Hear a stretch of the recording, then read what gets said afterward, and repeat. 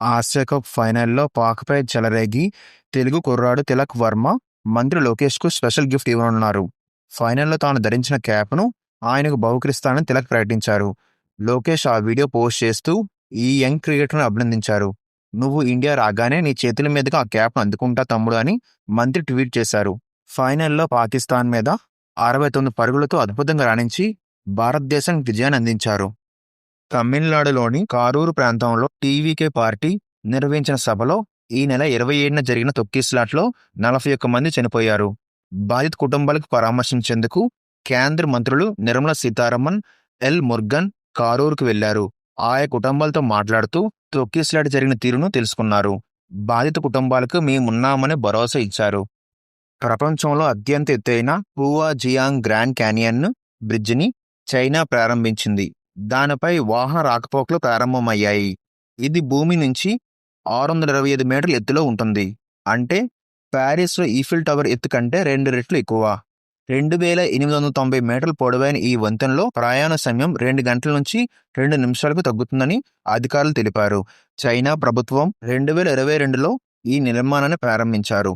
పవన్ కళ్యాణ్, సుజిత్ కాంబినేషన్లో తెరకెక్కిన OG movie మంచి కలెక్షన్లు రాబడుతుంది. విడుదలైన 4 రోజుల్లోనే ఈ సినిమా ప్రపంచవ్యాప్తంగా 252 కోట్లకు పైగా గ్రాస్ వసూలు చేసినట్లు చిత్ర యూనిట్ ప్రకటించింది. ఈ చిత్రంలో ప్రియాంక మోహన్ హీరోయిన్గా నటించారు. ఈ మూవీలోని ప్రకాష్ రాజ్, ఇమ్రాన్, శ్రియా రెడ్డి కీలక పాత్రలు పోషించారు.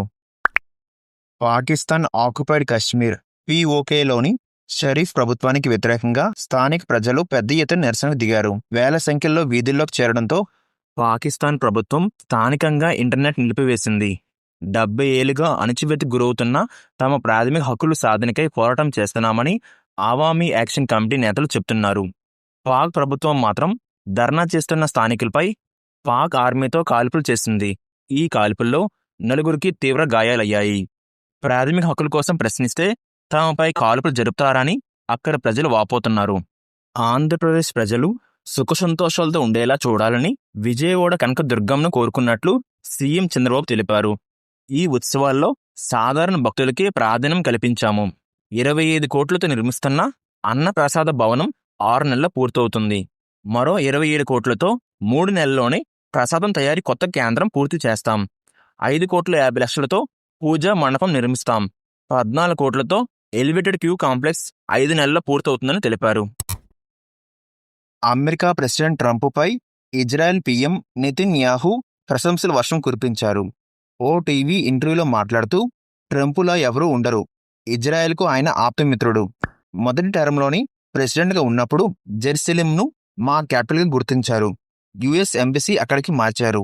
ఇప్పుడు ఇరాన్ న్యూక్లియర్ పవర్గా ఎదగకుండా మాకు సహకరిస్తున్నారు. నేను చూసిన గొప్ప లీడర్ ఆయనే అని ప్రశంసించారు.